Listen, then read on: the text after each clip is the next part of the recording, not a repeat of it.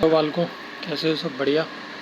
Parallel plate capacitor start करा रहे हैं आज। नेक्स्ट लेक्चर इलेक्ट्रोस्टैटिक्स चैप्टर 2 का कंटिन्यू कर रहे हैं। कैपेसिटेंस पढ़ा था, कैपेसिटर पढ़ाया था लास्ट लेक्चर में। आज पैरेलल प्लेट कैपेसिटर पढ़ रहे हैं कि क्या होता है पैरेलल प्लेट कैपेसिटर। मैंने जब आपको कैपेसिटेंस ख़त्म कराया था, प्रिंसिपल जब ख़त्म कराया था लास्ट लेक्चर में कैपेसिटर का, तो वहाँ पर बताया था कि पैरेलल प्लेट कैपेसिटर होता है, सिलेंड्रिकल कैपेसिटर होते हैं, स्फेरिकल कैपेसिटर होते हैं। तो स्फेरिकल और सिलेंड्रिकल कैपेसिटर जो है वो हमारे सिलेबस का पार्ट है। हम सिर्फ क्या पढ़ने वाले हैं, हम सिर्फ पैरेलल प्लेट कैपेसिटर पढ़ने वाले हैं। तो वहाँ बताया गया था क्या होती हैं कि सिंपल दो प्लेट्स होती हैं जो कि एक दूसरे के पैरेलली हेल्ड होती हैं, एक दूसरे के पैरेलली रखी जाती हैं। इस तरीके से कोई भी कैपेसिटर बन जाता है तो उस कैपेसिटर को हम लोग पैरेलल प्लेट कैपेसिटर बोलते हैं। देखिए क्या लिखा है, it consist of two thin conducting plates 1 and 2 each of area A, दोनों का एरिया कितना है, ए है, held parallel to each other at a suitable distance D apart. दोनों एक दूसरे के पैरेलल रखी गई हैं और कितनी दूरी पे रखी गई हैं, डिस्टेंस डी पे रखी गई हैं।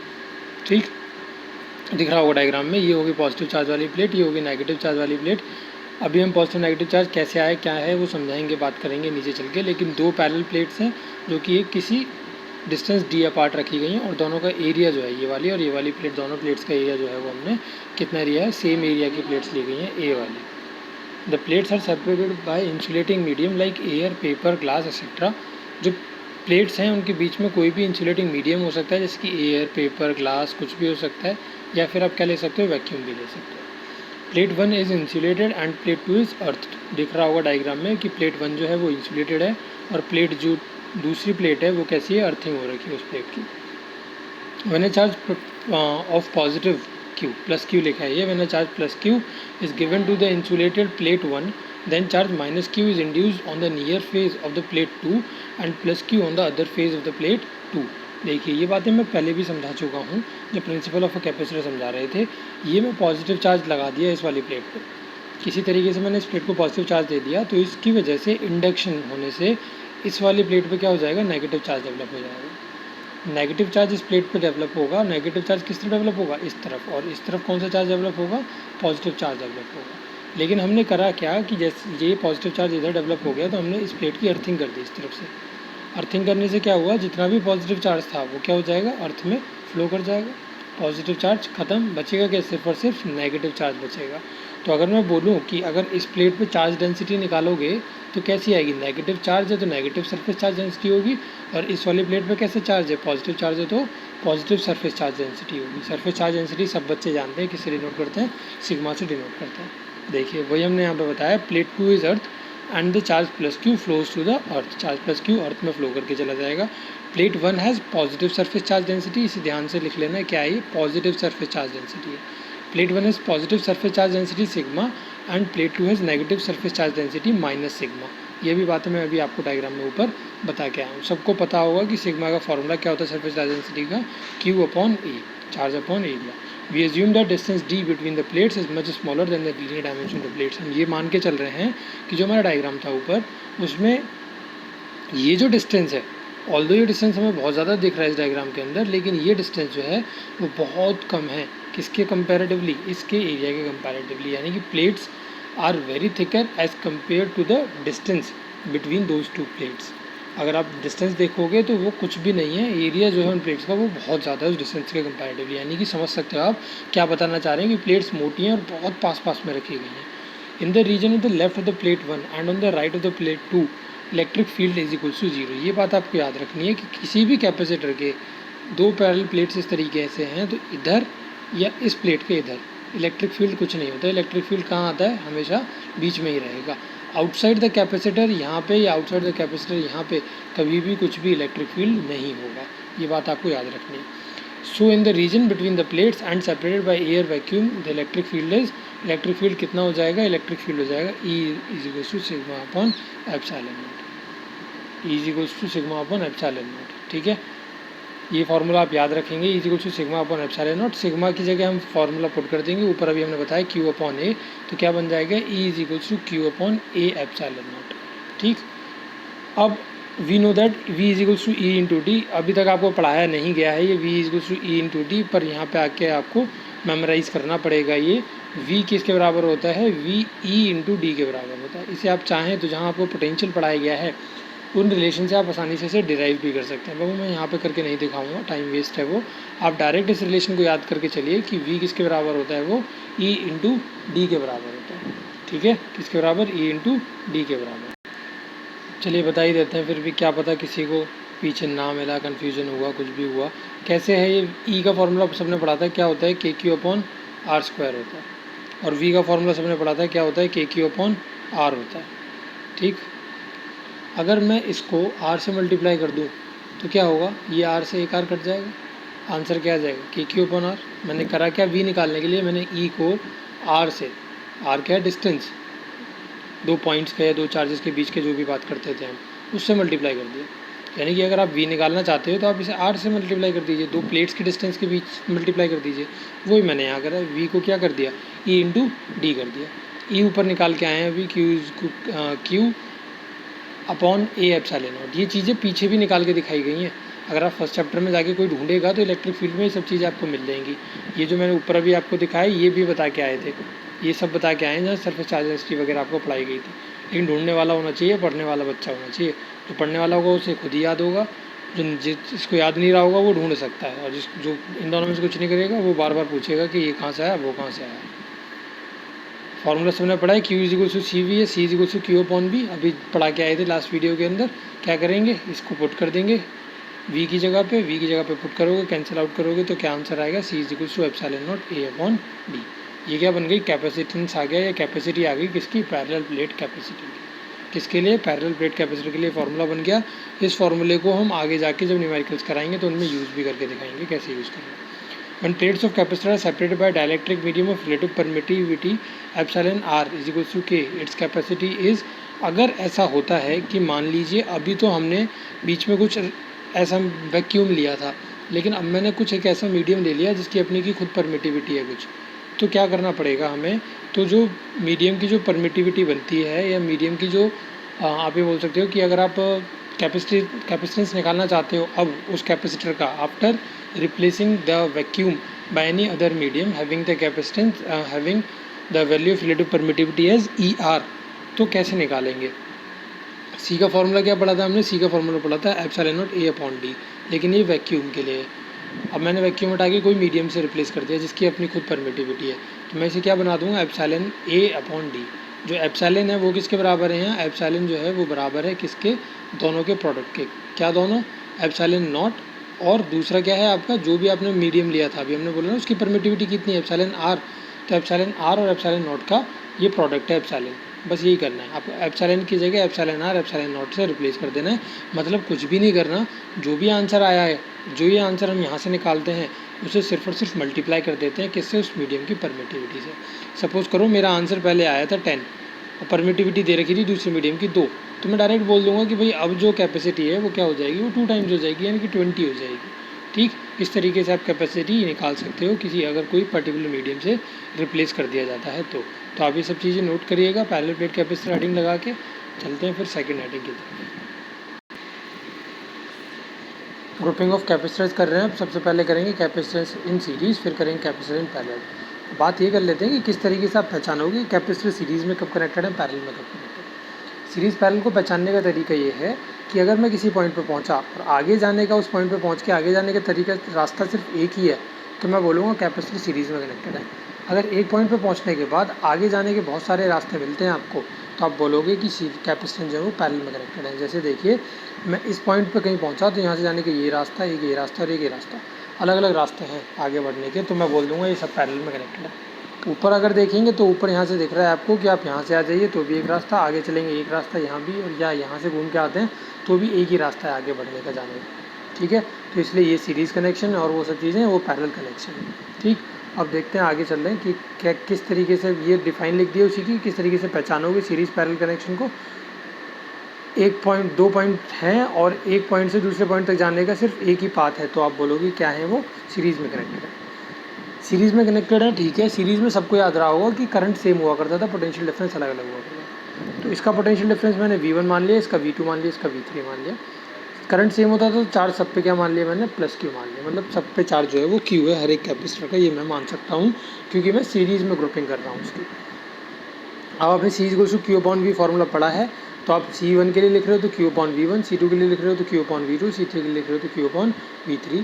सीरीज के लिए लिख रहे हो तो CS equals to Q/V, where Q is the total charge and V is the total potential difference या net potential difference of the system. V कैसे निकालेंगे, पूरे सिस्टम का पता है सबको कि आप सारे पोटेंशियल डिफरेंस को ऐड कर दीजिए V1 + V2 + V3, तो आप V फाइंड आउट कर सकते हैं। पुट कर देंगे। अब ऊपर बस रिलेशन में ऊपर वाली में और सॉल्व कर लेंगे चीज़ों को, तो हम आंसर फाइंड आउट कर सकते हैं। देखिए V इज इक्वल्स टू क्या बोल सकते हो आप, यहाँ से अगर मैं बोलूँ V किसके बराबर है तो आप बोलोगे कि V जो है वो Q/CS के बराबर है।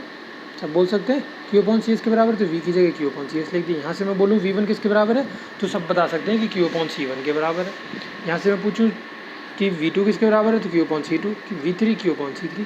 पुट कर दिए यहाँ पे वैल्यूज़, Q बीइंग कॉमन लेके कैंसिल आउट कर दिया, फॉर्मूला बन गया 1/CS = 1/C1 + 1/C2 + 1/C3। ठीक, आप यहाँ से रिलेट कर पा रहे होगे ये फार्मूला किस तरीके का होता था, 1/RP से कर पा रहे होगे इसे। 1/RP = 1/R1 + 1/R2 हुआ करता था, है ना। तो ये पैरेलल का होता था वहाँ, लेकिन यह सीरीज़ का होता है। तो वहाँ जो होती हैं चीज़ें वो यहाँ उल्टी हो जाती हैं, वहाँ पैरेलल वाला सीरीज़ में और यहाँ का सीरीज़ वाला वहाँ का पैरेलल में, इस तरीके से चलता है। कैपेसिटर्स इन पैरेलल, अगर आप पैरेलल ग्रुपिंग कर रहे हो तो क्या है, अभी बताई थी कंडीशन पहचानने की कि एक पॉइंट से आगे जाने के रास्ते अगर बहुत सारे मिलते हैं तो आप बोल सकते हो कि वो कैपेसिटर कैसा है, वो सीरीज़ में ग्रुपिंग नहीं हो रखी है, पैरेलल में ग्रुपिंग हो रखी है। डिफाइन वहाँ नहीं लिखी है, मैं बता देता हूँ आपको क्या डिफाइन लिखनी है। The capacitor are said to be connected in parallel when 2 points when we can proceed from one point to other through different paths, through one path नहीं, थ्रू डिफरेंट पाथ। और यहाँ पे इन पैरेलल ऐड कर लीजिएगा। इसी same define को आप वहाँ कॉपी कर सकते हैं, यहाँ पे डिफाइन लिखी नहीं है भाई साहब इन्होंने। Q1 किसके बराबर, C1 V के बराबर, Q2 C2 V के बराबर और Q3 C3 V के बराबर। इस तरीके से आप फाइंड आउट कर सकते हो। क्यों ऐसा करा मैंने, पैरेलल ग्रुपिंग है, पैरेलल ग्रुपिंग में पोटेंशियल डिफरेंस सेम होता है, तो मैंने पूरा V ले लिया। करंट डिफरेंट होता है तो हर कैपेसिटर का करंट डिफरेंट है, तो आपको चार्ज भी डिफरेंट लेना पड़ेगा जब भी डिफरेंट होगा, तो इसलिए Q1 Q2 Q3 ले लिया। टोटल चार्ज को Q ले लिया, तो अगर आप Q के लिए लिखते हैं तो CPV लिख सकते हैं। टोटल चार्ज कैसे निकालेंगे, Q = Q1 + Q2 + Q3 करके निकालेंगे। ऐड कर देंगे, वैल्यूज़ पुट कर देंगे Q1 Q2 Q3 की। V हमारे पास कॉमन है, V कॉमन लेके कैंसिल आउट कर देंगे, फॉर्मूला CV का CP का बना लेंगे, C1 + C2 + C3। रिलेट कर पा रहे होगे वहाँ से RS का फॉर्मूला क्या होता था, इसी तरीके से R1 + R2 + R3, इसी तरीके से फॉर्मूला हुआ करता था वहाँ पर। तो वहाँ सीरीज़, यहाँ पैरेलल का उल्टा हो गया है, ये ध्यान रखिए। आगे चल रहे हैं, नेक्स्ट हेडिंग करा रहे हैं energy stored in a capacitor. किस तरीके से कैपेसिटर जो है वो एनर्जी स्टोर करेगा और उस एनर्जी को किस फॉर्मूले से आप फाइंड आउट कर सकते हो। Suppose there are 2 conductors, 2 conductor हैं सपोज करिए 1 और 2, और इनिशियली वो कैसे हैं, अनचार्ज हैं, दोनों पे कोई चार्ज नहीं है। Let the positive charge be transferred from the conductor 2 to the conductor 1 in very small installments of dq each till conductor 1 gets a charge of positive q। क्या कह रहे हैं हम यहाँ पे कि पॉजिटिव चार्ज जो है वो ट्रांसफ़र कर दिया हमने कंडक्टर 2 पे कंडक्टर 1 से, स्मॉल इंस्टॉलमेंट्स में करा है DQ की, छोटे छोटे मतलब बहुत मामूली सा करंट धीरे धीरे करके हमने दिया, जब तक कंडक्टर 1 पे क्या नहीं हो जाता, कुछ एक पॉजिटिव चार्ज नहीं हो जाता। By conservation of charge conductor 2 would acquire a charge of -Q। अब आपने सबने पढ़ा था कंजर्वेशन ऑफ चार्ज से हम बोल सकते हैं कि वहाँ पे कंडक्टर 2 जो है वो कौन सा चार्ज ऑक्यूपाई कर लेगा, -2। अभी हम दिखाते हैं, ये देखिए, ये था मेरे पास में कंडक्टर 1 और ये था मेरे पास में क्या, कंडक्टर 2। इसको मैंने +Q चार्ज दे दिया और किसको मैंने +Q चार्ज दिया, मैंने चार्ज +Q दिया है दूसरे वाले कंडक्टर को। इस वाले कंडक्टर को मैंने +Q चार्ज दिया था और धीरे धीरे इस वाले कंडक्टर से मैं यहाँ पे पॉजिटिव चार्ज पास कराता रहा। किसको देता रहा हूँ, कंडक्टर 1 को देता रहा हूँ। किससे देता रहा हूँ, कंडक्टर 2 से देता रहा हूँ। कंडक्टर 2 कैसा चार्ज था, कंडक्टर 2 पे पॉजिटिव चार्ज था। पॉजिटिव चार्ज हम कहाँ देते जा रहे हैं, कंडक्टर 1 को लगातार देते जा रहे हैं। और स्मॉल इंस्टॉलमेंट्स में दे रहे हैं, किसकी स्मॉल इंस्टॉलमेंट्स में, DQ की, मतलब बहुत छोटा चार्ज जो है वो धीरे धीरे पास ऑन कराते चले जा रहे हैं। कब तक करा ऐसे काम, जब तक इसकी पोलैरिटी कैसी नहीं होगी, नेगेटिव नहीं होगी। मतलब इस पर पॉजिटिव चार्ज ऑलमोस्ट हमने उधर भेज दिया, तब इसकी पोलैरिटी नेगेटिव हो गई और ये कोई एक अनचार्ज प्लेट थी जिसकी पोलैरिटी कैसी हो गई, अब एक पॉजिटिवली चार्ज हो गई। और ये दो हैं क्या, ये दोनों चीज़ें क्या हैं, दोनों पैरेलल प्लेट हैं किसी भी एक कैपेसिटर की। ये सब चीज़ें हमने यहाँ पे बताई हैं आपको। Let positive charge be transfer from conductor 2 to conductor 1 very small instalments में, कंजर्वेशन ऑफ चार्ज से कंडक्टर 2 पे -Q चार्ज आ जाएगा। At any intermediate stage, suppose the charge on conductor 1 is +Q and on second is -Q। हमने बोला कि किसी एक intermediate stage पे ये मान लेते हैं कि पहले वाले कंडक्टर पे चार्ज +Q है एंड ऑन सेकंड कंडक्टर यहाँ पे ऐड कर लीजिएगा बीच में, and on second conductor, and on second conductor is minus Q, second conductor पे माइनस क्यू है तो क्या होगा, फॉर्मूला सबने पढ़ा है Q is equals to C V या C is equals to Q upon V. तो अगर आप पोटेंशियल डिफरेंस निकालना चाहते हो तो पोटेंशियल डिफरेंस कैसे निकाल सकते हो, पोटेंशियल डिफरेंस निकालने का तरीका V is equals to Q upon C है। Small amount of work is done in carrying the charge D Q, भाई सबको पता है कि चार्ज उठा के कहीं भी लेके जाओगे, मूव कराओगे तो काम करना पड़ेगा। Small amount of work done कैसे निकालेंगे, d W is equals to V into d Q करके निकाल सकते हैं। सबने फॉर्मूला पढ़ा है कि V का फॉर्मूला क्या होता था, V का फॉर्मूला W अपॉन क्यू होता था। तो अगर W निकालना है तो V into Q, small charge move करा रहे हैं तो small work done, d W is equals to V into d Q. किसी को प्रॉब्लम नहीं रही होगी इसमें। आगे क्या कर रहे हैं, V का फॉर्मूला यहाँ से पुट कर रहे हैं, V is equals to Q upon C था तो यहाँ पे क्यू अपॉन सी पुट कर दिया, डी क्यू से मल्टीप्लाई कर दिया। दोनों तरफ इंटीग्रेट करोगे अगर आप, तो इंटीग्रेट करके डी डब्ल्यू का इंटीग्रेशन क्या हो जाएगा, डी डब्ल्यू का इंटीग्रेशन हो जाएगा डब्ल्यू वन अपॉन सी, सी तो कैपेसिटेंस है ना, अभी कैपेसिटेंस पैरेलल, किसी भी कैपेसिटर का कभी कैपेसिटेंस तो चेंज नहीं होने वाला, कांस्टेंट है, कांस्टेंट का इंटीग्रेशन होता नहीं है, बाहर निकाल दिया। क्यू डी क्यू का इंटीग्रेशन करेंगे, क्यू डी क्यू इंटीग्रेशन कहाँ से करोगे, चार्ज जीरो से लेके कहाँ तक लेके गए हम, सपोज करो प्लस क्यू तक लेके चले गए, ठीक, तो जीरो से लेके प्लस क्यू तक हमने चार्ज लगा दिया, लिमिट्स लगा दी उसकी। अब क्यू डी क्यू का इंटीग्रेशन करोगे तो क्या आएगा, Q square by two, limits put कर दोगे, क्यू माइनस जीरो तो क्या आ जाएगा, क्यू स्क्वायर अपॉन टू आ जाएगा। तो वर्क डन कैसे निकाल सकते हो, वर्क डन का फॉर्मूला बन गया हमारे पास में क्यू स्क्वायर अपॉन टू सी। इतना क्लियर हुआ होगा सबको। और यही वर्क डन किसकी फॉर्म में स्टोर हो जाएगा, पोटेंशियल एनर्जी की फॉर्म में स्टोर हो जाएगा। और पोटेंशियल एनर्जी W यहाँ से क्या बन जाएगी, W is equals to U is equals to Q square upon two C. क्या बन जाएगा, Q square upon two C बन जाएगी यहाँ से किसकी, पोटेंशियल एनर्जी या फिर energy stored by a capacitor. और क्या कर सकते हैं, इसे किस तरीके से मॉडिफाई कर सकते हैं और देख लीजिए आप। ऑल इस फार्मूले को याद करके रखिए, आगे के फार्मूला आप ऑटोमेटिकली खुद बना सकते हो, या आप इस फार्मूले को याद कर लीजिए। कैसे बना ये फार्मूला, देखिए हाफ अलग निकाल दिए, क्यू स्क्वायर अपॉन सी, लेकिन हमें तो पता है क्यू सी वी के बराबर होता है, तो क्यू स्क्वायर किसके बराबर हो जाएगा, सी स्क्वायर वी स्क्वायर के, पुट कर दें यहाँ पे, एक सी कैंसिल आउट हो जाएगा और यू किसके बराबर आ जाएगा, U is equals to half C V square आ जाएगा। किसके बराबर आ जाएगा, U is equals to half C V square आ जाएगा। उम्मीद कर रहा हूँ सब चीज़ें क्लियर हो रही होंगी, सबको सही से समझ में आ रही होंगी सब चीज़ें। U is equals to half C V square हो गया, या फिर और क्या बना सकते हो, Q is equals to C V होता है, तो यहाँ पे आप सी की जगह पे क्यू अपॉन वी पुट कर सकते हो, एक वी से वी कट जाएगा तो आंसर क्या बन जाएगा, क्यू वी बन जाएगा। जैसे आपने वहाँ फॉर्मूले पढ़े थे ना, V is equals to I R होता था, भाई 10वीं क्लास में पढ़ा था ना, V is equals to I R. Power के भी फॉर्मूले अलग अलग पढ़े थे, तो इस फॉर्मूले से बहुत सारे फॉर्मूले आप बना सकते थे। पावर का फॉर्मूला पढ़ा था एक, P is equals to V I, इसके 3 फॉर्मूले बना लेते थे इसी से। तो आप एक ही फॉर्मूला याद करके रखिए, कोई दिक्कत नहीं है, कोई भी आप जो आपको फार्मूला अच्छा लगे, क्यू स्क्वायर अपॉन टू सी याद रखिए। आप जहाँ मन करे वहाँ इस फार्मूले को कहीं भी यूज़ कर सकते हो। ये नए 2 फार्मूले याद करने की आपको ज़रूरत नहीं पड़ेगी। और किसी को फार्मूले बनाने नहीं आते और वीक बच्चा है वो, तो भैया सारे याद कर लो, सारे लिख लो, लिखने सबको ही है कॉपी में। If Q is in coulomb, V is in volt and C is in Faraday, then U will be in joules.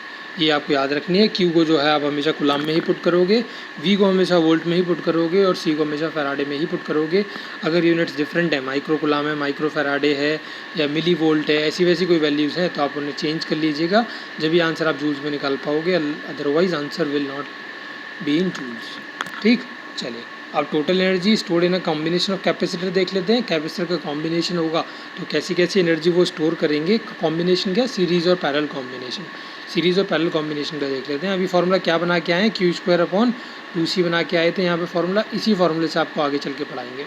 देखिए चलिए, सीरीज़ कॉम्बिनेशन है तो सीरीज़ कॉम्बिनेशन मैंने बोल दिया कि फार्मूला क्या हो जाएगा भाई, क्यू स्क्वायर अपॉन टू सी होता था वही रहेगा।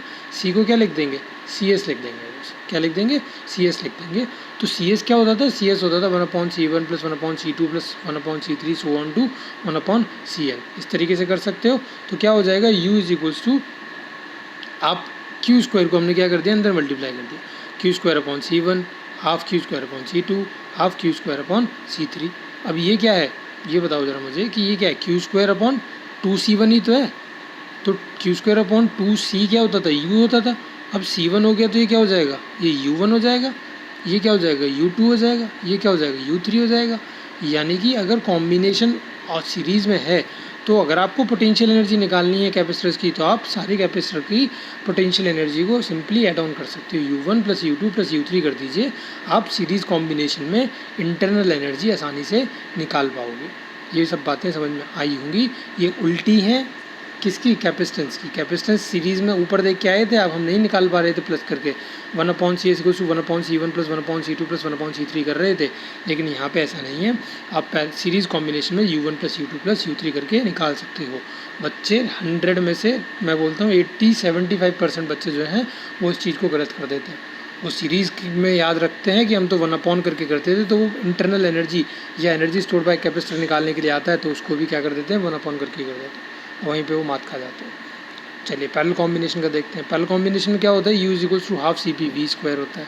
½ CP V² होता है। ½ V² कॉमन ले लिया। CP क्या होता है? C1 + C2 + C3 होता है। एक एक करके मल्टीप्लाई करेंगे तो कैसे निकालेंगे? ½ C1 V² बन जाएगा, ½ C2 V² बन जाएगा, ½ C3 V² बन जाएगा। ऊपर चलिए, अभी एक फार्मूला ये भी तो बना के आए थे, ये देखिए ½ CV² बना के आए ना। तो भाई मैं यहाँ पे C1 कर दूँ तो यहाँ क्या हो जाएगा? U1 हो जाएगा। मैं C2 कर दूँ तो U2 हो जाएगा। इसी तरीके से तो यहाँ पे क्या रिप्लेस कर सकते हो ना आप आसानी से। भाई ½ C1 V² को लिख सकते हो ना U1, ½ C2 V² को U2 लिख सकते हो ना, ½ C3 V² को U3 लिख सकते हो ना। तो U1 U क्या आ जाएगा? U1 + U2 + U3 आ जाएगा। सब निकाल सकते हैं इस आसानी से। यहाँ से क्या कंक्लूड कर सकते हो आप कि आप जो कैपेसिटर्स हैं आप चाहे उन्हें सीरीज़ में लगा लो, चाहे उन्हें पैरेलल में लगा लो, मतलब ग्रुपिंग ऑफ कैपेसिटर्स आप किसी भी तरीके से करा लो, कोई फ़र्क नहीं पड़ता। इंटरनल एनर्जी जो है वो आप सिंपली ऐड ऑन करके U1 + U2 + U3 करके निकाल सकते हो। तो अब मुझे नहीं लगता कि यहाँ पे कोई कन्फ्यूजन वाली बात रही होगी। जब सीरीज़ और पैरेलल दोनों के लिए फॉर्मूले सेम है तो कोई कन्फ्यूज़ नहीं होना चाहिए। मैंने अभी बताया था कि 75% बच्चे कन्फ्यूज़ हो जाते हैं, तो आप उन 75 का हिस्सा ना बने, बचे हुए 25 का हिस्सा बने, ऐसी मैं उम्मीद करता हूँ। ठीक, चलिए क्लियर हुआ होगा सब कुछ जो आज की इस वीडियो में पढ़ाया गया है। और इसी तरीके से थोड़ी लेंदी वीडियोस बनाएंगे, जल्दी ख़त्म करने की कोशिश कर रहे हैं चैप्टर को। पूरी कंप्लीट वीडियो देखिएगा, स्किप मत करिएगा बीच में, नहीं तो कुछ समझ में नहीं आएगा। वीडियो की लेंथ देख के बच्चे स्किप कर देते हैं बीच में से। पूरी वीडियो देखिएगा और मिलेंगे नेक्स्ट वीडियो के अंदर, जहाँ से आपको पोलर और नॉन पोलर डाइलेक्ट्रिक्स वगैरह पढ़ाएंगे। और 2 या 3 वीडियोज़ में नेक्स्ट 2 या 3 वीडियोज़ में हम इस चैप्टर को ख़त्म कर देंगे। चलिए, वीडियो अच्छी लगी हो तो लाइक शेयर सब्सक्राइब कर देना और कमेंट करना अगर किसी को कोई प्रॉब्लम रही हो। Bye bye.